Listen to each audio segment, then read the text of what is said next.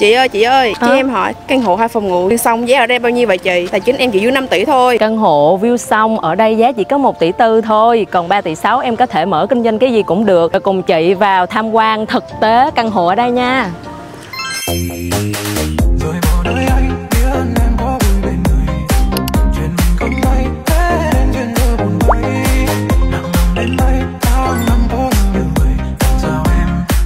Đây là căn 2 phòng ngủ diện tích 59m2 hướng Tây Nam, view sông cực chill, căn hộ rộng thoáng. Khách đến đây thì chính khách thích không gian và thiết kế ở đây rồi. Đối diện là trường đại học FPT gần khu biệt thự Đại Phú Gia, cạnh trường Eco School chuẩn quốc tế, quá tiện cho gia đình có con đi học. Tầng 21 có hồ bơi vô cực, phía nhà có shop house, cà phê, mà điều mà Ngọc thích nhất ở đây là không gian quá ư là yên tĩnh. Anh chị thấy thế nào về Vina Panorama? Hãy comment cho Ngọc biết nha.